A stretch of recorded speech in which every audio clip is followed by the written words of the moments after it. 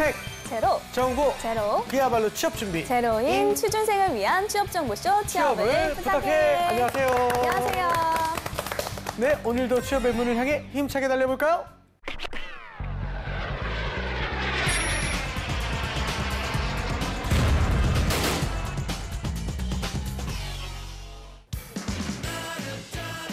너의 취향을 저격해주마. 취향 맞춤 기업 정보 톡 취향 저격 이 회사는 어때입니다. 어때? 안녕하세요. 안녕하세요. 네, 오늘도 저희와 함께 해주실 분들 소개할 텐데요. 취업 컨설턴트 홍기찬 쌤, 취향 저격수 양상국형, 그리고 캠퍼스 특파원 이영훈 학생 나왔고요. 빅데이터 전문가 전민기 팀장 나와 있습니다. 어서 오세요. 반갑습니다. 안녕하세요. 다들 잘 지내셨죠? 네, 예. 우리 전 팀장님 혹시 뭐 좋은 소식 좀 없습니까? 그 집에서 할 일이 없어가지고 네. 양상국 씨를 검색을 해봤더니 그래요? 그 양상국 가구가 연관으로 진짜 뜨더구만요. 그래요? 예. 가구 CF 하나 들어왔으면 좋겠어요. 누가 달릴 수 있었나 봐요. 이 정도 검색은 저도 할 수 있거든요. 형수랑 싸웠어요? 아니 마음이 그만큼 있다라는 거죠. 그거 해봤어요, 안 해봤어요? 안 해봤잖아요. 그죠? 안 했죠. 그렇습니다. 좋아합니다. 무슨 논리야 이게? 감사합니다. 아유, 그래도 어쨌든 고생하셨습니다. 네. 알겠습니다. 일단 오늘 알아볼 기업이 어디인지 화면으로 만나보실게요.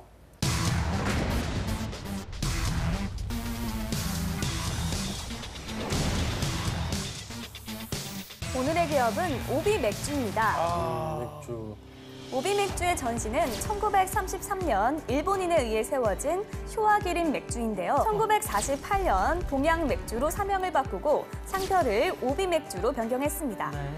그리고 1952년 두산그룹이 동양맥주를 창립했습니다. 1955년부터 통생맥주와 병생맥주 시판을 시작했고 와인 마주앙을 비롯해 신제품 버드와이저, 오비 슈퍼드라이를 차례로 시판했습니다. 1995년 오비 맥주로 사명을 바꾸었고 대기의 인터브루사와 합작하는가 하면 1999년에는 카스 맥주를 인수했습니다. 이후 두산그룹의 구조조정에 따라 인터브루가 대주주가 되었는데요. 2009년 콜버그 크레비스 로버츠로 최대 주주가 변경되었다가 2014년 세계 최대 맥주회사인 AB 인베브에 재편입됐습니다. 사원수는 1,700여 명이고요. 매출액은 2016년 기준 1조 5,453억 원이라고 합니다. 네, 국내 맥주 점유율 1위의 오비 맥주입니다. 네. 기업에 대한 이미지를 좀 얘기해봐야 될 것 같은데 또 네. 학생인 또 영훈 학생이 네. 또 많이 마실 때니까 그렇지 그럼요. 않습니까? 요즘 근데 편의점에 가면 수입 맥주 뭐 4개 10,000원 이런 거 많이 하잖아요. 맞아요. 수입 맥주를 되게 주로 먹었었는데 친구가 오비에 입사를 했어요. 그 친구가 그때부터 저한테 그거 먹지 마라.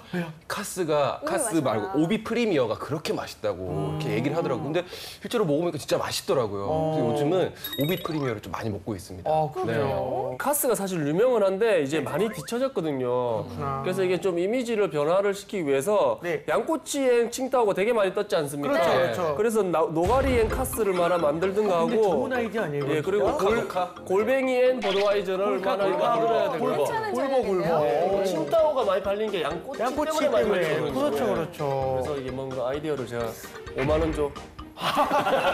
너무 싼 거 아니에요? 예. 진짜 괜찮은 아이디어인 것 같아요. 그 양상국인데 그 브랜드 양상국 이름 있는 그 연예인인데 5만 원이면 좀 싸지 않나요? 그럼 5만 5천 원.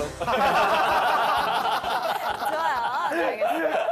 근데 홍쌤 그 외국계 기업이 사실상 되면서 이제 좀 변화가 있을 것 같다 싶은데요. 이 취준생들에게 조금 어떤 기업이 될까 약간 그런 생각이 드네요. 그러니까 오비 맥주가 이제 글로벌 기업에 편입되어져 있죠. 그러니까 실제로 보면은 회사 이름이 안호이저부시 인베브 이렇게 나뉘거든요. 그러니까 인베브 그룹은 원래 벨기에와 브라질 쪽에 그 거점을 두고 있는 맥주 브랜드고요. 네. 그다음에 미국의 이제 안호이저부시 이 두 회사가 합쳐진 거예요. 그래서 이 회사가 갖고 있는 브랜드 맥주 브랜드들이 상당히 많습니다. 대표적인 우리가 미국 맥주라고 얘기하는 버드와이저, 그다음에 뭐 코로나, 그다음에 벨기에 맥주라고 유명한 호가든, 또 뭐 스텔라 뭐 이런 브랜드들이에요. 그러니까 여기가 1등이었고 2등이 이제 하이네켄이고요. 3등이 이제 사브 밀러입니다. 사브 밀러는 이제 여러분들 밀러라든가 그다음에 뭐 필스너, 우르켈 뭐 이런 브랜드를 갖고 있는데 1등 기업과 3등 기업이 합쳐졌어요. 그래서 2등 그 하이네켄과의 격차 훨씬 더 많이 벌어져서 이게 최근 일입니다. 그 역사상 3번째로 큰 M&A 건이다. 그래서 매입 대금이 뭐 100조가 넘는 금액으로 이 M&A가 성사가 됐고요. 따라서 또 여기에 지금 오비 맥주가 지금 추가되어져 있는 상황이죠. 그러니까 실제로 보면 제 학생들 보면 그 M&A가 벌어지고 나서 이제 오비 맥주에 편입되고 인베브 쪽에 이제 편입되고 나서 과거에는 이제 공정에서 오비 원래 본연으로 썼던 이런 업무 과정이나 매뉴얼 뭐 이런 부분들이 국제 기준에 맞게끔 또 조성됐다. 그리고 또 이쪽 지금 본사가 중국 쪽에서 더 국내 시장까지 좀 컨트롤하고 있는 이런 상황이거든요. 네, 그러다 보니까 이제 국내 맥주 회사가 글로벌 기업으로 또 거듭나게 된 계기가 됐다. 그렇게 보시는 게 맞겠습니다. 네. 알겠습니다. 학생들의 생각은 어떤지 들어볼 텐데요. 현장 분위기는 어땠나요? 캠퍼스 특파원들이 몇 명 있잖아요. 뭐 네. 도원 학생이나 강선 학생이 보면 평소에 친구들을 잘 섭외를 해서 이렇게 많이 인터뷰에 많이 쓰더라고요. 네. 근데 저는 친구가 많이 없어서 늘 섭외 좀 많이 힘들어서 제작진들이 힘들어했거든요. 근데 이번에는 섭외 미친 섭외력을 제가 발동을 했습니다. 누구를 섭외했어요? 기대하셔도 좋습니다. 알겠습니다. 네. 그럼 친구들의 이야기는 영상을 바로 보고 이야기하겠습니다. 캠퍼스 특파원 이영훈입니다. 오늘 오비 맥주에 대한 학생들의 생각을 들어보기 위해 바로 여기 건대에 나와 있습니다. 오늘은 아주 특별한 게스트도 섭외되어 있으니까 여러분 기대하셔도 좋은데요. 날씨 더운데 맥주 한잔하고 가시죠. 과가 어디라고 하셨죠? 기계공학과요. 기계공학과. 공대잖아요. 네, 공대면은 술을 많이 드시죠? 다른 단과대에 비해서 많이 그럼 마시죠. 자부심 있어요? 아, 저는 술부심은 없습니다. 술부심까지는 없는데. 자, 그러면은 소주 맥주 하나 둘 셋. 저는 맥주. 맥주를 좋아. 오, 특이하네요. 한국 맥주가 좀 보완해야 될 점 어떤 거라고 생각해요? 맛이 없다고들 하잖아요. 그렇죠. 맛. 저 같은 한국 맥주 경우는 맛없다. 이제 그렇죠. 이런 좀 그만하죠. 이미지가 예. 있잖아요. 진한 거를 더 선호하거든요. 근데 예를 들면 어떤 진한 거? 필스너 우르켈이나 네. 그런 거. 좀 상남자 스타일에. 아니 좀 향이 세거나 네. 좀 맛이 하여튼 향이 센 거를 좋아하는데 기네스. 네, 그런 좋아. 한국 맥주도 좋아요. 공대 학생이. 한국 맥주는 좀 다르게 세네요. 말하면 부드러운 거죠. 부드러운 거고. 네. 그럼 지금 오비 맥주에서 영업직 인턴을 뽑고 있단 말이에요. 그 정규직 전환으로 되는 인턴인데 이런 거에 좀 지원해 볼 생각이 있어요? 네. 저는 아르바이트 같은 걸 이런 거 저런 거 가리지 않고 해봤는데 영업직에서 겪었던 그런 아르바이트가 딱히 그렇게 좋은 기억으로 남아있지는 않아서 사실 아유 힘들 수 있어요. 어린 네. 친구기 때문에 그렇죠. 성격 따라 또 다르잖아요. 맞아요. 예. 일단 가장 스트레스가 가장 심했던 거는 사람을 대해야 된다는 거. 제가 하는 일이 뭔가 이걸 팔아야 되는 그런 업종이다 보니까 충분히 부담됐었죠. 뭔가 좀 네. 목적을 가지고 사람을 대해야 된다는 게 저한테 개인적으로 좀 힘들었던 점으로 남아있어서 그 이런 얘기를 들었을 때 그냥 영업도 아니고 주류 회사 영업 어떤 생각이 들어요? 약간 술 많이 먹고 되게 건강이 안 좋을 것 같다는 이미지가 있어요. 항상 술 많이 먹게 될 것 같다. 네. 아무래도 안 그래도 영업하면 술 많이 먹는데 주류 회사 영업이면 그렇죠. 미친 섭외력 나왔습니다. 잠깐 거위입니다. 고의를 소개했네요. 그래서 한마디 해주시죠. 저기요, 오비 맥주 좋아하세요? 하이트 좋아하세요? 거위 씨, 거위 씨, 꿈이 뭡니까? 꿈이 뭡니까? 외면하네요. 네. 실패. 지금 저거를 말한 거예요. 안녕하세요. 여기 살짝 짠 거예요. 안녕하세요. 네, 먼저 자기소개 좀 부탁드릴게요. 저는 이번엔 전화 네, 인터뷰인가요? 저는 제 오비 다니는 성동관대 친구. 신문방송학과를 3년 차예요. 졸업하고 네. 지금 오비맥주에서 지금 열려있는 영업사원으로 이 일하고 전형으로 있는 김승아라고 붙은 합니다. 친구. 지금 오비맥주에서 영업직을 뽑고 있더라고요. 인턴에서 정규직 전환되는 것 같던데. 아, 그래요? 본인도 요거 맞나요? 네. 네, 그렇죠. 그 정규직 전환이 본인은 된 거잖아요. 그렇죠. 그때 됐을 때 몇 명 중에 몇 명 정도가 됐었나요? 대략. 중요하잖아요. 저희 때는 39명이 처음에 인턴 생활을 함께 시작을 했고 13명이 자기 발로 나가고 하차. 그리고 26명 중에서 네. 15명이 최종 합격을 했어요. 꽤 많이 된 거죠. 그리고 남은 사람 중에는 반 이상이. 그렇죠. 그렇죠. 남은 사람 중에. 가만수 사진 잘 찍네요. 괜찮네요. 저희 회사가 뭐 그렇게 야박하진 않아요. 됐으니까 야박한 게 아닌 거죠. 가진 자의 여유가요. 자, 회사 자랑 한번 해봅시다. 일단 영업사원에게 차를 한 대씩 줘요. 진짜로? 저 친구 차가 있습니다. 이게 가장 큰 메리트죠. 회사할 때 반납해야 되나요? 당연히. 그래야겠죠. 네. 퇴근하실 때 마이크 반납하시잖아요. 정말 한 차고 같대요.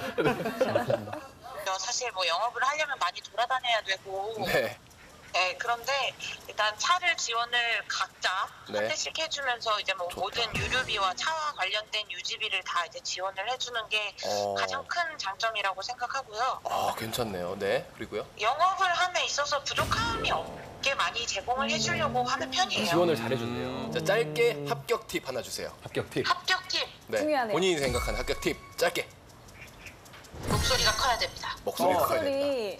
당당해야 된다. 그럼요. 당당하고 씩씩해야 된다. 목소리로만 되게 좀 진짜 네. 밝은 알겠습니다. 게 오늘 느껴져요. 인터뷰 네. 해주셔서 대단히 감사합니다. 에너지가 확실히 에너지가 확실히 예. 실제로 합격해서 다니고 있는 친구를 또 섭외를 했어요. 많이 마신대요. 실제로 술을- 영업을 하시면서.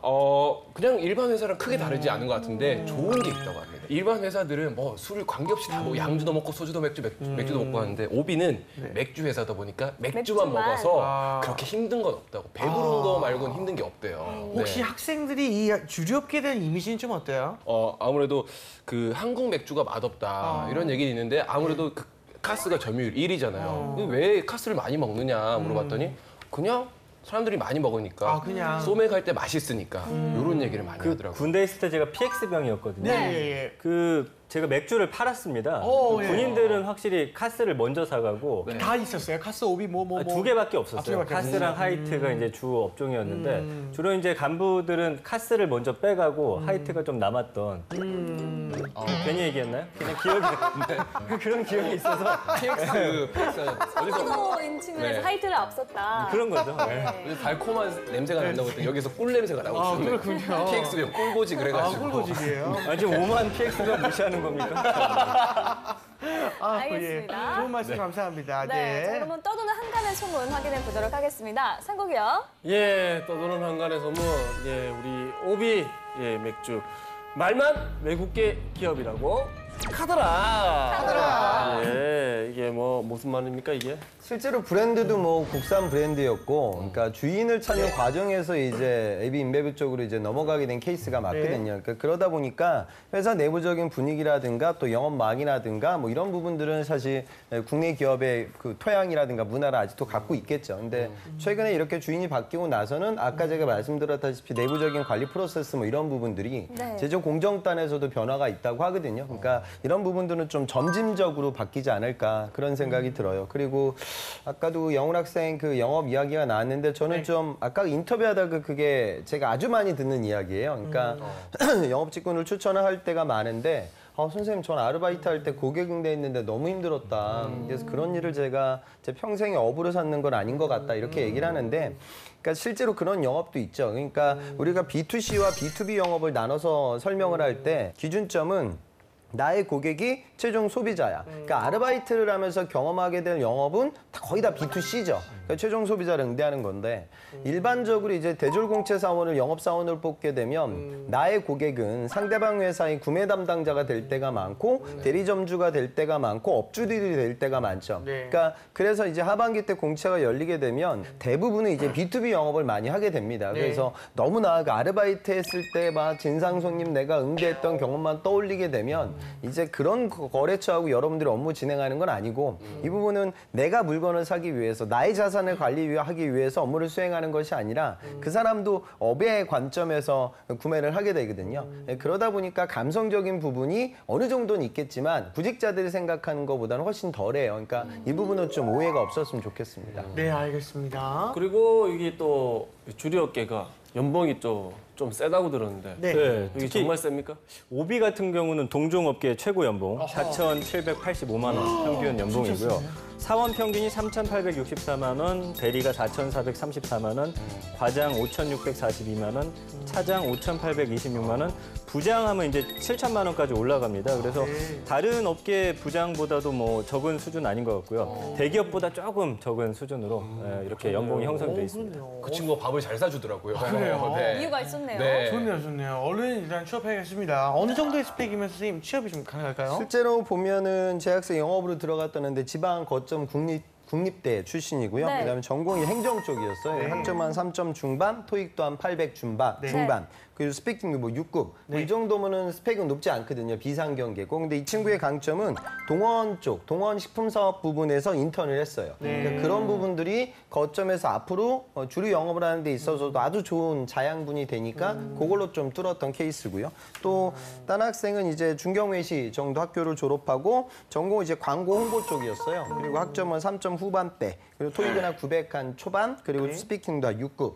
근데 이 학생 같은 경우도 현대 계열에서 또 경영기획팀에서 인턴 경험을 했었고 또 워킹도 이제 갔다 와서 글로벌 기업에서 일할 수 있는 어떤 준비 과정이 좀 일부 있었거든요. 그런 부분들. 그러니까 주류 영업이라고 하면 전문의 전문성이라기보다는, 그러니까 전공의 전문성이라기보다는 직무의 경험이 더 중요한 부분을 차지하게 될 것이다. 그렇게 보시면 되겠습니다. 알겠습니다. 이번엔 기업에 대해 좀 더 깊숙이 알아보도록 하겠습니다. 핫한 키워드를 통해서 기업을 저격해보는 시간이죠. 상국이요. 네, 핫한 키워드로서 저격하도록 하겠습니다. 꾸기의 해시태그입니다. 오비 맥주의 해시태그. 예. 샵 수제 맥주, 샵 구스 아일랜드입니다. 우리 수제 맥주로 맥주 전쟁이 지금 벌어지고 있다고 합니다. 오비 맥주는 별도 법인 ZX 벤처스를 세우고 그리고 수제 맥주 전문 펍 구스 아일랜드 브루하우스를 개점해가지고 수제 맥주가 지금 인기가 하늘을 치솟고 있다고 합니다. 그렇군요. 국내도 그 외국처럼 그 수제 맥주 시장이 엄청 커지고 있습니다. 자세히 좀 알아볼게요. 네, 트렌드가 바뀌고 있어요. 예전엔 그냥 때려 먹다가 이제는 선생님 그런 표현을 때려 먹는다니요. 공급스럽지 않아요? 많이 마신다고. 때려 먹고 섞어 먹다가 이제는 맛을 음미하고 향을 느끼는 트렌드로 바뀌어가고 있거든요. 그러다 보니까 수제 맥주 시장이 아주 굉장히 커져가고 있습니다. 그래서 국내 수제 맥주 시장이 원래 200억 원 규모인데 최근 3년간 매년 100%의 성장률을 기록을 했어요. 그 10년 뒤에는 2조 원 규모까지 지금 커질 거라는 게 업계의 전망이기 때문에 수제 맥주를 당연히 다뤄야겠죠. 그래서 이 지난 3월에 정부가 사실은 그동안 영업장 판매만 가능했던 수제 맥주를 대형마트라든지 뭐 편의점 이런 맥주 회사들도 할 수 있게끔 해줬기 때문에 규제 완화를 하면서 사실 지금 편의점 3사에서도 수제 맥주를 지금 내놓고 있습니다. 그러다 보니까 오비 맥주도 가만히 있을 수는 없겠죠. 그래서 별도 법인 JX 벤처스를 세우고서 올해 이제 1월에 서울 강남역 근처에 수제 맥주 전문 펍, 그러니까 구스 아일랜드 브루하우스를 이제 개점을 했습니다. 그러면서 아마 앞으로도 더 많은 수제 맥주 전문점을 만들어 나갈 것 같고요. 이 수제 맥주 시장이 어마어마할 거라고 지금 예상이 됩니다. 알겠습니다. 그리고 또 여름은 시원한 맥주의 계절이잖아요. 그럼요. 장난 아니죠. 네, 보통 여름이 되면 신제품을 좀 출시하곤 하는데 올해는 어떤가요? 사실 대목인데 신제품 많이 나오고 있습니다. 예를 들어서 이제 가장 적극적으로 공략하는 게 하이티 진로인데 필라이트라는 그 맥주를 출시를 했습니다. 아직 저는 맛은 보지 못했지만 그리고 후발주자 롯데주류 같은 경우는 클라우드 요새 많이 먹는데 이거 한정판을 또 내놨어요. 그러면서 요즘 또 제 친구랑 맥주를 먹으러 갔더니 이거 한번 먹어봐라 하면서 줬던 게 피치라는 술이었는데 이거 역시 이제 이곳에서 만든 거고요. 있어요. 오비가 국내 맥주 점유율 60%잖아요. 혁신을 내걸었습니다. 그러면서 이 오비 맥주가 카스 병 자체를 좀 다 싹 교체를 하기로 했고요. 1994년 제품 출시 이후에 23년 만에 병 교체하는 건 처음이라고 합니다. 호가든 체리. 호가든 여성분들 많이 좋아하시잖아요. 이 체리 향을 또 새롭게 내놨고요. 그다음에 이제 젊은 소비층들이 요새 그 좋아하는 게 칵테일 같은 건데 이 믹스테일 아이스 모히또, 믹스테일 아이스 스트로베리 마가리타. 이름이 어렵긴 한데 이름만 들어도 맛있을 것 같아요. 이 두 가지를 새롭게 내놓으면서부터 아마 6월 이 여름 맥주 전쟁 아주 심하게 벌어질 것으로 예상됩니다. 알겠습니다. 자, 그럼 다음 해시태그도 한번 확인하겠습니다. 네, 다음 해시태그 보도록 하겠습니다. 샵 카스 후레쉬, 샵 중국 수출입니다. 우리 수입 맥주의 공세 속에 오비 맥주가 국내 맥주에 우리 중국 수출을 본격화한다고 합니다. 이미 지금 몽골에서 수출돼가지고 우리 인기가 제법 있다고 하거든요. 현재 그걸 이제 중국으로 또 수출을 이제 한다고 합니다. 네, 카스는 사실 이제 국내를 대표하는 맥주가 됐죠. 하지만 뭐 사드 문제로 인해서 쉽지는 않을 것 같긴 한데요. 특별한 전략이 있을까요? 사실 오비 맥주가 전체 매출의 뭐 90% 이상이 카스라고 합니다. 여러 가지 수입 맥주 뭐 병행해서 수입해서 만들고 있지만 결국에는 카스를 떼어놓고서는 오비 맥주가 성장할 수 없다라는 그런 생각 때문에 4월 말부터 중국에 진출을 했습니다. 몽골에 이어서 두 번째인데 결국 이 글로벌 전략을 강화하면서 그 중심에 카스를 놓겠다라는 거고요. 대만 같은 경우에는 이 카스를 상당히 많이 마신대요. 우리나라 사람들은 싱겁다고 하는데 외국인들 입맛에는 상당히 이게 부드러운 그 목넘김으로도 유명하다고 합니다. 그래서 이런 걸 전략적으로 해서 국내와 국외 전략을 따로 세워서 아마 오비 맥주가 더 커 나가지 않을까 그렇게 보입니다. 지금 단 학생 학생들의 궁금증을 해결해 보도록 하겠습니다. 흉터 때문에 문신을 했는데 그것 때문에 조금 문신. 불량스러운 이미지가 생겨버려서 취업에서의 면접에서 많은 변수로 작용할까 그게 좀 고민이 됩니다. 그럼 잘 보이는 부분에 문신을 했나 봐요? 네, 손에 이렇게 문신을 했던데 저 학생이 지금 좀 보면은 좀 불량한 것처럼 이렇게 헤어스타일도 보이지만 인터뷰를 해봤는데 클럽도 한 번도 안 가봤고요. 술도 전혀 안 마신대요. 근데 그러니까 뭐 문신이라든지 길을 뚫었다든지 이게 뭐 감추려고 해도 보일 수가 있잖아요. 이게 저 친구는 특히나 흉터 때문에 흉터를 가리려고 했는데 이런 것들이 좀 면접에서 많이 마이너스가 되는지. 저는 제 예전 학생 중에도 여름에 제 수업 들었던 친구인데 꼭 그렇게 반팔 입고 이렇게 뭐라고 하지? 토시라고 해야 되나? 하고 다니더라고요. 그래서 그것도 한쪽만 하고 다니 아무것도 없는데. 어울리지도 않는데 왜 저렇게 하지? 그러니까 날고 보니까 유학생인데 문신을 좀 한 거예요. 뭐 개인의 선택이죠. 근데 나중에 이제 이 친구는 이렇게 보이는 수준은 아니니까 정장 입으면 안 보이니까 연수원 들어가가지고 저한테 막 고민 상담하더라고요. 연수원 들어가면 이제 보이는데 이게 괜찮을까요? 그래서 뭐 유학생이고 하니까 그 정도는 뭐 실무진도 이해해주지. 그때 넘어가. 그러니까 이런 친구는 괜찮은데 문제는 제가 어느 정도 수준인지 모르겠는데 중요한 건 어차피 면접장이잖아요. 네. 면접장에서도 보인다. 근데 저도 뭐 그런 선입견은 없지만 지금 우리나라 공중파에서도 문신 관련된 부분이 모자이크 처리돼서 나오고 있는 것 같아요. 대한민국의 그 일반적인 통념이거든요. 그러니까 면접장이라는 건 여러분들의 트렌디한 그런 모습을 뽐내는 자리가 아니라 사회인으로 거듭날 수 있는 마음가짐과 그 자세, 태도 이런 것들을 검측하는 자리이거든요. 그러니까 저는 수단과 방법을 가리지 않고 어찌됐든 감췄으면 좋겠습니다. 네, 그 친구를 유학을 보내면 안 돼요? 유학을 가기에는 뭐 어학이라든가 비자라든가 이런 부분들이 그 문신 제거보다는 더 어려워질 거예요. 그 돈으로 문신 제거를. 정말 팩트만 말씀해주시는. 알겠습니다. 또 다른 질문 한번 들어보겠습니다.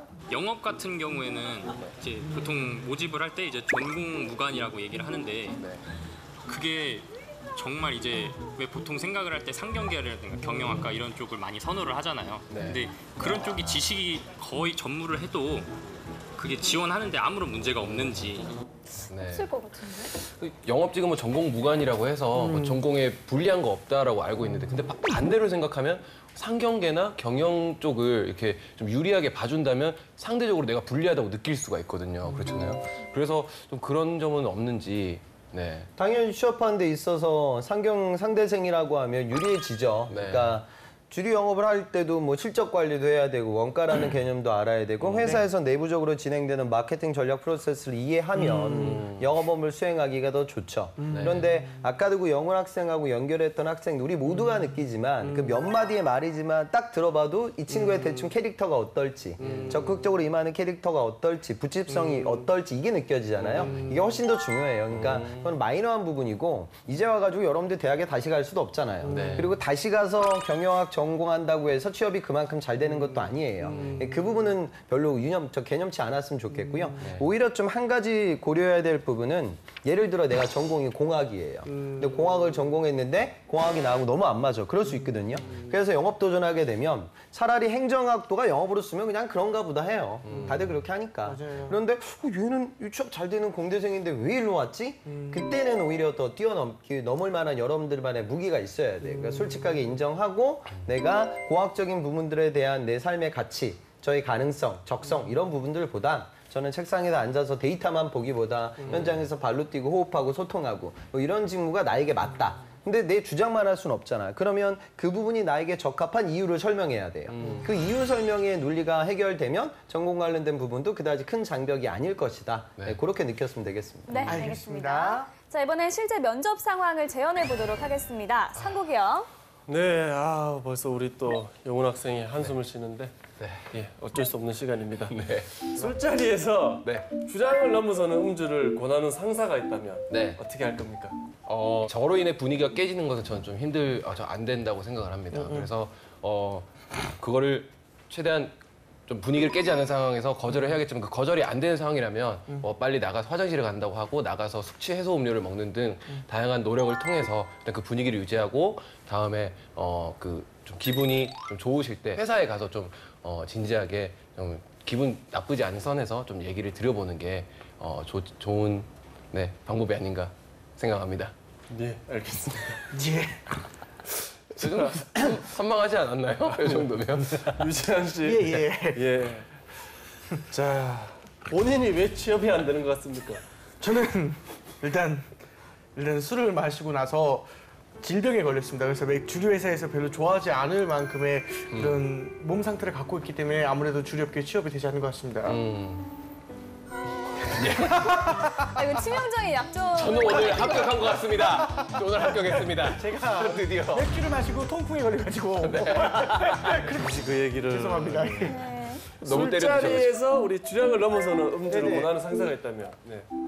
저는 개인적으로 이제 술을 좀 좋아하는 타입이기 때문에 그런 분들께서 이제 술을 권하실 경우에 같이 마셔서 저 혼자 마시는 것보다는 같이 마셔서 이렇게 좀 더 즐기는 방향으로 하도록 하겠습니다. 특별히 거절을 하거나 이렇게 좀 이렇게 표정을 굳히거나 그런 모션을 취하지는 않도록 하겠습니다.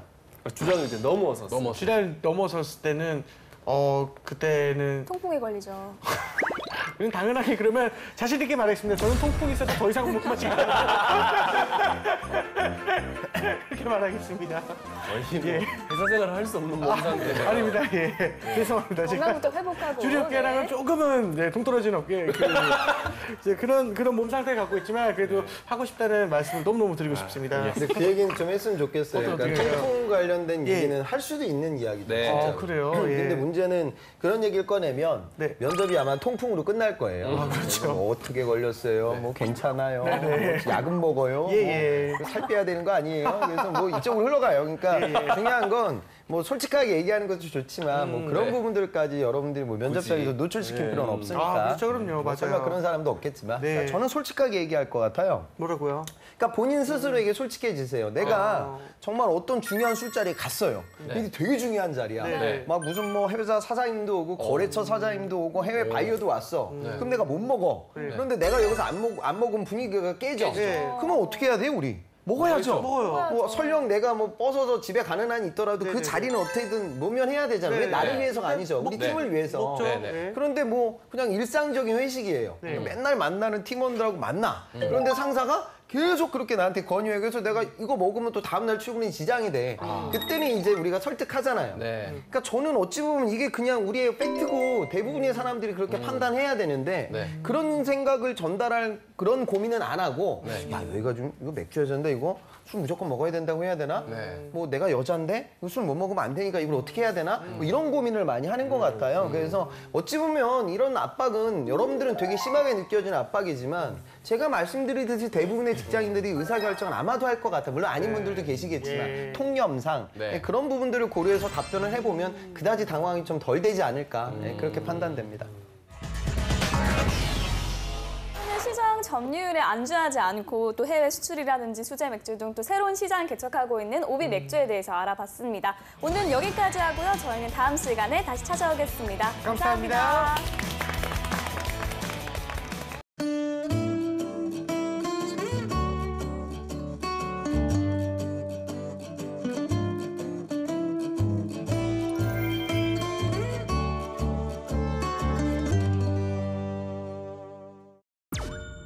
공공기관 취업 그것이 알고 싶다 준비했습니다. 일반 기업과 공공기관의 그 취업 준비 어떤 차이가 있을까요? 공공기관 같은 경우에는요, 그 실무진, 토론, PT. 자기소개서 얘기를 좀 빼놓을 수가 없을 것 같은데요. 채용 공고에 나와 있는 직무기술서랑 네, 서류 합격한 다음에 또 필기시험 얘기를 안 할 수가 없습니다. NCS 홈페이지에 나와 있는 그런 지역기초 능력에 대한 동영상 이런 것들 이제 먼저 보면서 취업 준비의 하이라이트죠. 면접을 빼놓을 수가 없는데요. 네, 그때의 기억을 다시 떠올려 보시면서 네, 한숨 쉬시면서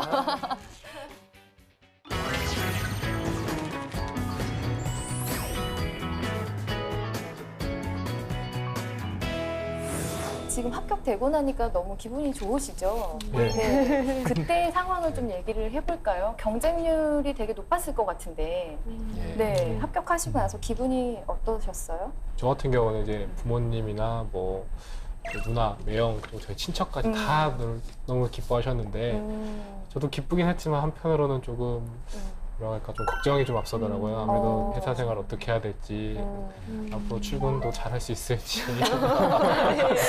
네, 아무래도 계속 그런 규칙적인 생활을 안 하고 있었다 보니까 그러다 보니까 이제 좀 걱정이 되긴 했는데요.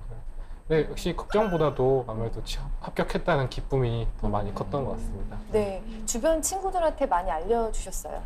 예, 뭐 친구들도 이미 취업을 한 상태니까 이제 저도 당당하게 가서 그냥 취업했다고 얻어먹은 거 다 갚겠다고. 비청산하는 날에 받아서. 네. 저는 부모님께서는 정말 좋아하셨고 그날 제가 기억에 남는 게 그 합격 발표했던 날 고등학교 친구를 오랜만에 만났거든요. 그래서 둘이 너무 기뻐서 길거리에서 딱 만나자마자 막 부둥켜 안고 너무 막 소리를 질렀던 게 기억이 났습니다. 절친이네요. 네. 친구의 합격을 부둥켜 안고 한편에서 축하해주기 어려운데. 아, 네. 네, 맞아요. 상혁 씨도 참 기분이 남달랐을 것 같은데요. 예. 네, 어땠어요?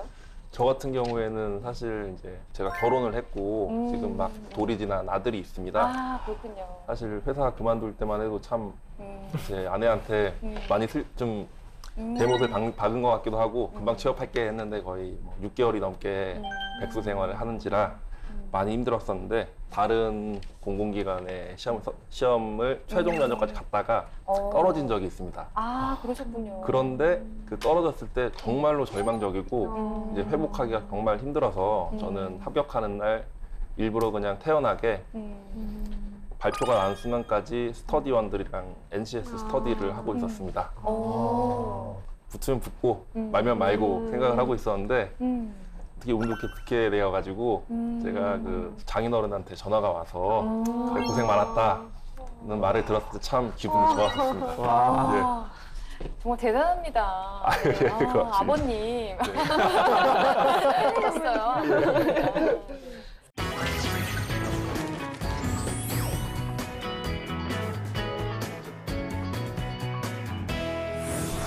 취업 준비의 하이라이트죠. 면접을 빼놓을 수가 없는데요. 네, 그때의 기억을 다시 떠올려 보시면서 네, 그때의 기억을 좀 이렇게 되살리셔서 생생한 이야기를 좀 해주셨으면 좋겠어요. 면접 준비 어떻게 하셨나요?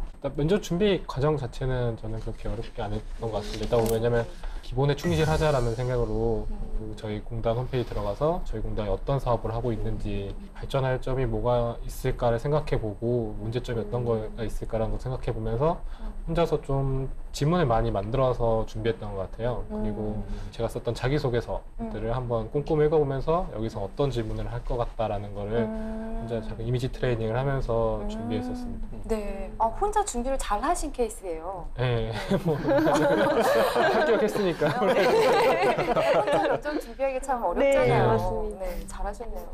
네, 우리 민성 씨는 어떻게 준비하셨어요? 이제 미영 씨하고 비슷하게 저도 이제 2년 반 동안 한 번도 못 가본 공무원 시험 준비해서 못 가봤던 면접을 첫 가게 돼서 진짜 아무것도 이제 면접을 어떻게든지 하나 이제 준비를 이제 고민하다가 취준생들이 정보를 공유하시는 카페에서 이제 그런 스터디 구한다는 이제 글을 보고 연락을 해서 스터디를 꾸려서 같이 홈페이지를 그냥 사사시 다 모든 정보를 다 수집을 해서 그런 거 말고도 이제 또 취업 관련된 사이트에서 이제 회사에 있는 관련된 뭐 기출 문제, 예상 문제 같은 거를 싹 다 끌어 모아가지고 그 질문을 중심으로 그렇게 전날까지 계속 준비를 해가지고 이게 결국에는 이렇게 면접을 다 보고 나왔습니다. 네, 민성 씨 딱 보면은 성실 딱 이렇게 지금 제가 꽂히는 단어가 뭐냐면 샅샅이 싹 다 모든 정보를 이렇게 해서 그 전날까지 연습을 하셨다는 네, 이렇게 열심히 하셔야지 취업이 된답니다, 여러분. 네, 상혁 씨는 어떻게 면접 준비하셨어요? 네, 저 같은 경우에도 이제 스터디를 적극적으로 이용을 했고요. 네. 그리고 이제 실무진 면접이 아닌 이사진 면접이 있는 경우 같은 경우에는 그 이사진 분들이 좀 연대가 있으신 분들이 많기 때문에 이제 전 집중적으로 10년 이상 된 그런 기사들을 공부를 좀 많이 해가지고 약간 좀 향수를 일으킬 수 있는 그런 부분을 자극을 했습니다. 실제적으로 그게 좀 먹혀 들어가가지고 아주 좀 감동을 하신 경우도 있었고요. 좀 옛날 경우도 이제 버리지 말고 준비를 철저히 하면은 좋은 결과가 있을 것 같습니다. 그렇군요. 저희가 이제 최신 이슈를 네. 중심으로 많이 공부를 하는데 10년 전 기사를. 면접관 타겟팅을 잘하신 것 같아요, 그죠? 예, 사실 그 어떠한 면접관이 오는지에 따라서 타겟팅을 잘 해야 될 것이 필요하다고 생각합니다. 네, 우리 경력직 형님의 말씀입니다. 잘 준비를. 네. 그 NCS 우리 면접하면 좀 다른 게 뭐냐면 저는 상황 면접. 네, 뽑고 싶어요.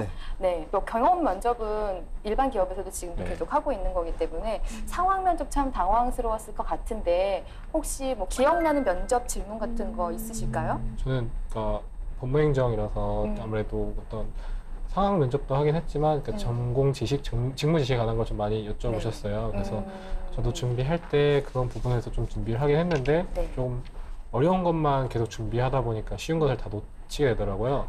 그래서 실제로 질문하신 것도 되게 간단하신 거였는데 저희 공단에 설립 근거가 되는 법령이 있냐고 저한테 여쭤보셨는데 생각하기로는 왠지 산업인력공단 법이 있을 거라고 생각을 했는데 그 부분을 별로 준비를 안 해가지고 몰라갖고 있겠다 싶었는데 혹시나 저렇게 쉬운 질문을 하실까 혼자서 한 번 더 꼬아서 생각을 하는 바람에 그래서 아마 그냥 고용노동부 산업 규칙이 있지 않을까라고 이렇게 대답을 했었는데요. 이제 거의 끝날 때쯤 되니까 우리는 산업인력공단법이 있다라고 이렇게 말씀해 주셔서 그냥 대답을 할 걸 좀 후회했던 경험이 있습니다. 네. 그러셨군요. 네, 그래서 좀 사소한 것도 좀 꼼꼼하게 한번 검토해보는 것도 꼭 필요한 것 같다고 생각합니다. 네, 맞습니다. 미영 씨는 기억나는 질문 있으세요? 저는 동시에 3가지 질문이 들어왔던 게 굉장히 약간 당황스러웠던 질문이었는데요. 2가지는 공단과 관련된 내용이고 1가지는 상황 면접 질문이었어요. 그래서 첫 번째 질문은 공단의 주요 고객층은 누구고 2번째로 그 고객층을 위해서 우리는 어떤 사업을 하고 있고 3번째로는 내가 중요한 업무를 하러 가던 중에 몸이 아픈 정말 아픈 할머니를 뵀다 어떻게 할 것인가 이렇게 한꺼번에 3가지를 답변해야 했었습니다. 네, 그럼 그때는 어땠어요? 어떻게 하셨나요? 답변을 좀 잘하신 것 같아요. 이렇게 한꺼번에 질문이 동시에 들어와도 내가 좀 갑작스럽더라도 이렇게 답변을 할 수 있도록 준비하는 게 중요할 것 같습니다. 네, 합격한 이유가 있네요. 민성 씨도 기억나는 질문 있으세요? 저는 제 기억에 남는 게 이제 질문을 총 4개를 받았었는데요. 이제 4개 중에 하나는 이제 미영 씨가 했던 사업 알고 있느냐 하는 질문. 하나는 자기소개서에서 이제 질문 중에 하나를 골라가지고 하셨고 2가지가 상황 질문이었습니다. 이제 상황 질문에서 한 가지가 일하다가 정전이 나서 그 상황에서 이제 일을 할 수가 없으니까 이제 상사가 저한테 술을 한잔 하러 나가자고 하셨는데 제가 그 상사에게 다음날 아침까지 내야 하는 보고서가 있다고 그러면 이 상황에서 저 어떻게 할 것이냐라고 하는 질문이 있었습니다. 그래서 이 상황에서는 면접관님을 아예 제 상사로 생각을 하고 대답하겠다고 먼저 말씀드린 뒤에 그러면은 상사님께서 이 보고서 기한을 좀만 하루만 늦춰주시면 제가 따라 나서겠다고 아니면 못 간다고 집 가서 쓰겠다고 못 간다고 말씀을 드렸더니 이게 같이 웃으시면서 그래요 하고 넘어가셨던 기억이 납니다. 네, 맞아요. 참 어려운 질문도 잘 해결해 주셨습니다. 네, 이렇게 어려운 상황 면접의 예시가 뭐냐면 대부분 대인관계나 직업윤리와 갈등, 내적 갈등을 주는 어려운 문제를 많이 주는데 지금 당하신 거죠. 그래서 잘 답변하셔서 이렇게 이 자리에 계시네요. 네, 감사합니다. 네, 상혁 씨도 참 궁금해요. 어떤 질문이 있었는지. 네, 저 같은 경우에는 봉사활동 경험을 이제 묻는 질문이 기억에 남는데요. 저는 평소에 그 고아원이라든지 아니면 장애인 단체에서 음악 봉사를 하고 있어가지고 음악 봉사요? 예, 제가 피아노를 좀 연주를 해가지고 예, 고맙습니다. 이런 그래서 네, 처음 알았습니다. 반전 매력이 있으시네. 네, 그래서 제가 그 경험을 토대로 답변을 드렸고요. 사실 봉사활동이라는 게 꼭 해야 되는 것도 아니고 많은 분들이 경험이 없으실 거예요. 그래서 제 옆에 계시던 그 지원자분께서 봉사활동이 아닌 이제 남을 도왔던 그 사례를 말씀드려도 됩니까? 라고 해가지고 답변을 아주 잘 하시더라고요. 지금 저희 동기 중에 한 분으로 계시고요. 네. 그래서 이 상황 면접이라든지 아니면 어려운 질문이 나와도 임기응변으로 이제 잘 넘어가는 것도 정말 면접에서 중요한 것 같습니다. 네, 맞아요. 예. 아, 참 이렇게 네 분의 이야기를 들으니까 참 면접 어렵기도 한데요. 그러면 또 이게 궁금한데 면접 볼 때 우리가 단체 면접을 보셨을 거 아니에요? 근데 그 중에 내가 좀 면접을 잘 봤다고 생각하시는지, 네, 어떠셨는지, 네, 궁금합니다. 네, 민성 씨. 한 5명이 들어갔던 게 기억이 납니다. 제 네. 면접장에. 근데 면접관 4분하고 면접 받는 사람 5명이었는데 네. 얘기를 막 하는데 이제 각자의 경험을 이제 풀어서 얘기를 하잖아요. 네. 막 얘기를 듣는데 막 그 저희 공단에서 아예 인턴 하셨던 분도 있었고 막 해외에서 봉사활동 하신 분도 있었고 네. 경험들이 정말 다양하더라고요. 이 질문, 이 말들도 다들 굉장히 잘하시고 그래도 제가 5명 중에 1등 할 수 있을까 하는 생각을 했는데 그래도 2-3번째는 하지 않았을까 생각은 했었어요. 생각은 이제 그래도 합격은 할 수 있지 않을까 생각을 했었는데 뭐 어떻게 또 됐네 이렇게. 상혁 씨도 참 궁금해요. 예, 경험이 좀 예. 있으시니까. 예, 저 같은 경우에는 그 다대다 면접이 처음이어서 처음에는 좀 많이 긴장을 많이 했었고요. 네. 그리고 사람들이 많이 있다 보니까 가끔씩 답변이 산으로 가는 경우가 있습니다.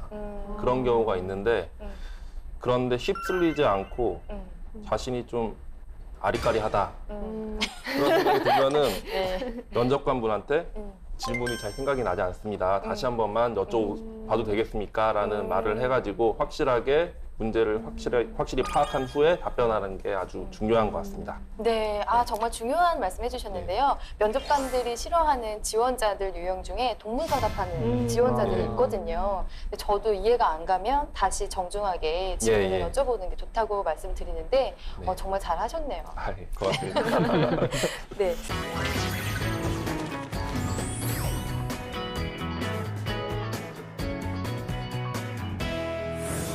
지금 직장 생활을 하고 계시는데 내가 뭐 새로 알게 됐다라든지 아니면 뭐 좋은 점, 나쁜 점 우리 좀 이런 편안한 이야기 좀 해볼까요?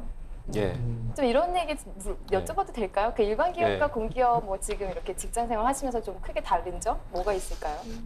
사기업 같은 경우에는 이제 그 생각보다 상하관계가 수직적인 면이 있습니다. 근데 공공기관 같은 경우에는 약간 좀 상하관계가 수평적이라는 그런 느낌이 들고요. 이러한 근본적인 원인이 사기업 같은 경우에는 그 효율성을 많이 추구를 하기 때문에 상명하복 문화가 좀 더 공공기관에 비해서는 강한 것 같습니다. 근데 사기업과 공공기관 뭐 어떤 게 좋다 나쁘다라는 것은 이제 개인적인 성향이 있고 그리고 처한 환경이 있기 때문에 확실하게 어디가 더 좋다는 말은 제가 드리기가 힘든 것 같습니다. 얘기를 들어보니까 우리가 생각했던 거랑은 조금 다른 것 같아요. 네. 보통 공공기관 하면 좀 보수적이고 전통적인 문화가, 조직 문화가 있다고 생각을 하는데 얘기를 들어보니까 또 그렇지는 않은가 보네요.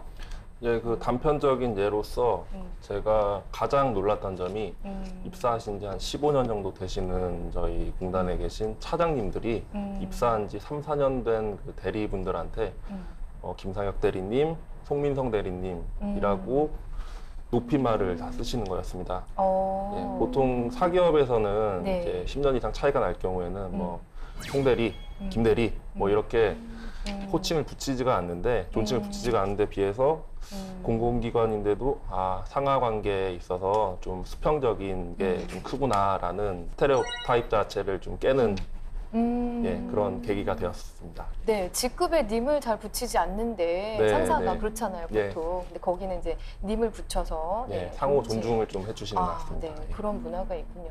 그러면 이제 두 기업을 다 경험을 하셨으니까 네. 지금 가장 취업해서 가장 좋은 점은 뭐예요?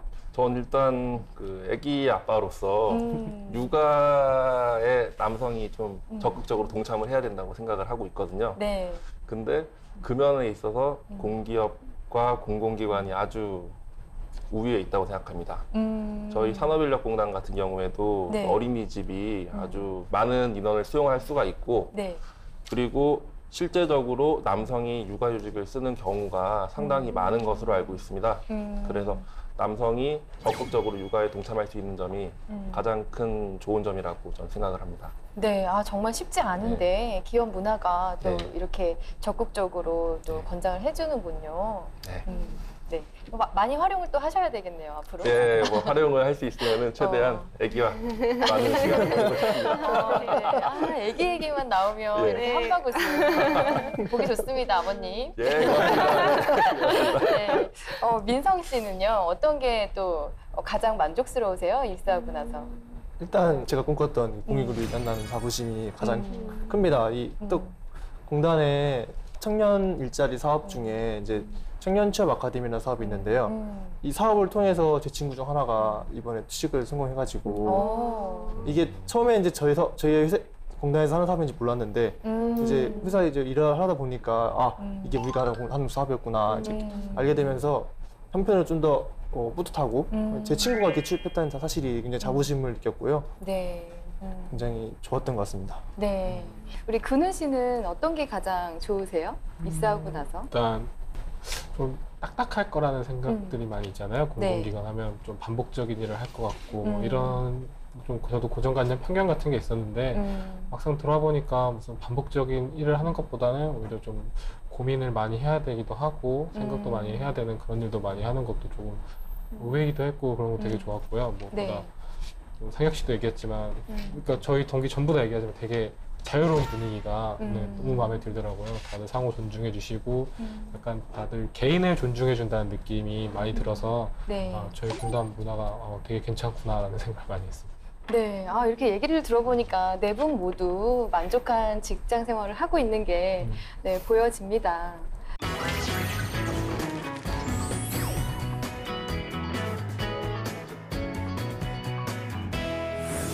그렇다면 공공기관에 다 지금 재직 중이시니까 네, 다른 취준생분들은 부러워하고 계실 거거든요. 네. 그래서 우리 네 분만의 합격 노하우를 좀 전해주셨으면 좋겠어요. 네, 어떤 게 있을까요? 합격 팁. 저는 정보를 얻는 게 가장 중요하다고 생각했습니다. 준비를 하면서 공공기관에 어떤 방식으로 준비하는 게 옳은 것인지 NCS가 일단 뭔지 모르니까 NCS 홈페이지도 들어가 보고 또 공공기관에 어떤 곳이 있는지 그걸 제 적성에 맞는 공공이 어딘지 알기 위해서 상혁 씨가 많이 썼던 공공기업 취업박람회 이런 것도 찾아가 보고 뭐 이렇게 이러한 설명에 저는 학원에서 하는 설명도 있거든요. 이런 설명도 제가 가보고 취준생들이 준비할 수 있게 도와주는 그런 카페를 이용해서 얻을 수 있는 정보는 최대한 모으는데 가장 집중을 했고요. 정보가 있어야 이제 어떤 방향으로 갈지 제가 어떤 공부를 더 해야 되는지 알 수 있다고 생각하기 때문에 다른 이제 취준생분들도 이렇게 정보 수집에 가장 집중하는 게 가장 좋다고 저는 말씀드리고 싶습니다. 네, 합격 노하우는 정보 수집력이었군요. 많이 찾아봐야 되는. 네, 찾아보는 게 중요할 것 같긴 합니다. 네, 알겠습니다. 그럼 우리 상혁 씨는 합격 팁. 저 같은 경우에는 이제 제가 나이가 좀 많다 보니까 스터디를 구하려고 해도 좀 나이 젊은 분들이 많아가지고 좀 뺀찌를 먹기도 하고 약간 그런 경우도 있었어요. 그래가지고 저는 적극적으로 제가 스터디를 많이 만들었습니다. 그 과정에서 정말 평생을 함께 할 수 있는 친구들을 많이 만난 것 같고요. 그 명언 중에서 혼자 가면 빨리 가지만 둘이 가면 멀리 갈 수 있다는 말이 있습니다. 그것처럼 이제 조금 더딜 것 같이 보여도 많은 사람들과 함께 하나의 꿈을 가지고 준비를 하신다면 좋은 결과를 만들 수 있을 것 같습니다. 네, 내가 속하지 못하면 내가 만들어버리자. 네, 정말 멋진 생각으로 잘 준비를 하신 것 같아요. 이렇게 적극적으로 하시니까 네, 합격을 하지 않았나 그런 생각이 듭니다. 네. 네. 우리 미영 씨도 합격 팁을 좀 알려주세요. 저는 면접이 처음이어서 굉장히 이제 버벅대고 막 그랬었는데요. 제가 면접에 가면서 한 가지 목표를 정했었는데 그게 제가 하고 싶은 말이 있다면 그걸 반드시 하고 나오자였어요. 그래서 저를 알릴 수 있는 에피소드 3-4가지를 준비해서 이거를 계속 생각하면서 이거는 어떤 질문이 들어도 이 말을 꼭 하고 나오자 이렇게 생각을 했었고요. 그래서 마지막 할 말까지 포함해서 정말 그걸 다 말하고 왔거든요. 네, 그래서 취준생분들한테 하고 싶은 건 혹시나 말을 다 못했더라도 마지막 할 말 해도 되겠습니까? 이런 식으로 해서 꼭 자기가 하고 싶은 말을 하고 다 하고 나와야 나중에 나와서도 미련이 없으니까요. 네, 그렇게 하셨으면 좋겠고 또 저희가 직업방송 매체팀인 것도 있지만 저희가 찍고 있는 이 직업방송이 생각보다 정말 도움이 되는 프로그램이 많기 때문에 직업방송도 많이 보시면 도움이 될 것 같습니다. 네, 맞습니다. 잘 듣고 계시죠? 네. 진짜 산 증인이 여기 앉아 계시는 거예요. 왜냐면 저희가 면사포에서 항상 강조하는 게 뭐냐면 마지막으로 하고 싶은 말에 대답을 구제 질문이기 때문에 꼭 하고 오라고 얘기를 하는데 지금 그걸 활용하셔서 합격을 하신 거잖아요. 그죠? 뭐 마지막으로 하고 싶은 말 하세요라고 하지도 않았는데 네, 제가 한마디 하고 네, 나가겠습니다 하고 나서 지금 다 하고 오신 거잖아요. 그죠? 적극적으로 자기의 역량을 어필하는 것이 필요합니다. 네. 네, 그럼 근우 씨는 어떤 합격 팁을 전수해 주실 계획이세요? 저는 일단 긍정적인 사고가 굉장히 중요하다고 생각합니다. 그냥 나는 될 것이다라는 생각을 갖고서 어디든 임하는 게 가장 중요하다고 생각하는데요. 물론 아무런 근거 없는 그런 긍정적인 생각은 당연히 해가 되겠지만 이렇게 정보도 많이 수집을 하고 자기 준비할 거 다 준비한 상태에서 긍정적인 마음으로 갖고서 이제 면접이나 이런 데 임하면은 자기 하고 싶은 말도 다 할 수 있게 되고요. 오히려 그래서 또 좋은 생각을 많이 하니까 스트레스 좀 덜 받고 이런 게 오히려 더 합격에 도움이 많이 되는 것 같습니다. 네, 긍정적인 사고로 자기 관리, 마인드 컨트롤에 성공을 하신 것 같아요. 네, 우리 합격자 4분께서 합격 팁을 많이 전해주셨으니까 용기를 많이 얻으셨으면 좋겠고요. 그러면 지금도 이 시간에 취업 준비에 여념이 없는 우리 취준생분들을 위해서 응원의 한마디씩 좀 부탁을 드릴게요. 지금 친구들도 이게 있을 텐데 지금 방송을 보고 계실 것 같아요. 네, 방송 보고 있을 텐데 지금 굉장히 힘든 시간이겠지만은 이제 근훈 씨가 말한 것처럼 붙기 전까지 마음이 정말 힘들고 언제쯤 되나 하는데 그래도 힘들어도 이제 긍정적으로 웃으면서 이번에 될 거다 하는 마음으로 이렇게 정보 수집도 하시고 직업 방송도 보면서 이제 꾸준하게 희망을 잃지 않고 한다면은 반드시 좋은 소식이 있을 거라고 꼭 전해주고 싶습니다. 네, 긍정적으로 정보 수집을 계속 하라고 계속 얘기를 해주시고 계시네요. 네, 상혁 씨도 응원의 메시지 부탁드릴게요. 예, 물이 99도에서는 끓지가 않습니다. 그것처럼 100도까지 올리는 게 정말 쉽지가 않더라고요. 이제 공공기관 같은 경우에는 점수를 공개를 해주는 데가 많은데 제가 아깝게 떨어진 경우가 몇 번 있었습니다. 근데 그 점수를 채우는 게 정말 큰 노력이 필요하고 거기에 좌절하지 마시고 끝까지 노력을 하시다 보면은 언젠가는 합격의 기쁨을 만끽하실 수 있을 겁니다. 네. 제가 취업 준비할 때 가장 힘들었던 게 저 자신이 되게 별거 아닌 사람처럼 느껴질 때가 많더라고요. 뭐 되게 엄청 특별한 경험을 하신 분들도 많고 저보다 뭐 어학 능력도 특별하게 잘하시는 분들도 많은데 취업 준비를 하시다 보면 나는 왜 이거밖에 안 되지? 이런 감정이 드실 때가 많을 것 같아요. 그럴 때도 분명히 잘 찾아보면 내가 한 것들이 많이 있거든요. 네. 그런 걸 잘 해서 꼭 취업 성공하시길 바라겠습니다. 네, 끝까지 힘내시라는 말씀 해주셨고요. 또 비슷한 말이긴 한데요. 절대 포기하지 말라는 말을 꼭 해주고 싶습니다. 한번 떨어졌다고 우울해하거나 좌절하거나 이러면은 그게 더 힘들 수도 있고 무엇보다 저는 그렇게 생각하는데요. 자기한테 맞는 시기가 있다고 생각합니다. 지금 좀 안 되더라도 언젠가 그 시기가 올 거고요. 오히려 더 우울해하고 좌절하고 있으면 그 시기가 더 늦춰질 거라고 생각하기 때문에 항상 긍정적인 마음을 갖고 합격할 수 있다는 자신감으로 끝까지 임하셨으면 좋겠습니다. 저도 합격했기 때문에 이 방송을 보시는 모든 취준생 여러분들도 충분히 합격할 수 있을 거라고 저는 생각하고 있습니다. 네, 긍정을 잃지 말라고 또 응원의 메시지를 해주셨네요. 네, 오늘 어떠셨어요? 저희 오늘 면사포 특집 방송인데요. 공공기관 취업 그것이 알고 싶다. 테마로 진행을 해봤거든요. 저는 굉장히 즐겁고 유익했습니다. 네, 우리 4분은 어떠셨나요? 정말 즐거웠고요. 많은 도움이 됐을지 모르겠지만 꼭 취업에 성공하셨으면 좋겠고 네. 네. 다음에도 참가할 수 있다면 또 불러주시면 언제든지 네. 수고하셨습니다. 네. 네. 우리 두 분도 즐거우셨나요? 예, 그리고 생각보다 이제 방송하는 게 쉬운 일이 아니구나라는 그런 생각이 들었고요. 정말 제가 이제 진솔하게 말을 한다고 이제 얘기를 했는데 네. 많은 나이 많으신 30대 재수생분들에게 희망이 되었으면 좋겠습니다. 네. 희망이 됐을 겁니다. 예. 네. 우리 두 분도 소감을 좀 얘기해 주세요. 일단은 제가 많이 정보를 알려드렸는지 좀 모르겠네요. 좀 많이 알려드린다고 알려드렸는데 그래도 다음에는 아마 이 자리에 제가 아니라 지금 방송 보고 계시는 분들이 앉아 있을 수 있는 꼭 그런 기회가 될 거라고 생각합니다. 네. 방송에도 이렇게 나오고 이게 쉽게 하지 못할 경험인데 이런 경험을 쌓는 것도 어떻게 보면 이제 취업을 하게 돼서 이렇게 따는 거잖아요. 네, 여러분 이렇게 이렇게 방송 나올 수 있고 하니까 이렇게 절대 희망 잊지 마시고 계속 하시던 거 계속 잘 하셔서 취직에 꼭 성공하셨으면 좋겠습니다. 네, 오늘 네 분 함께 해주셔서 너무 감사드리고요. 또 먼 길 내려가셔야 되는데 조심히 내려가시길 바랍니다. 네 분의 오늘 말씀이 너무 많이 도움이 되었고요. 즐거운 방송이었습니다. 네, 면사포 이렇게 마치도록 하겠습니다. 수고하셨습니다. 감사합니다.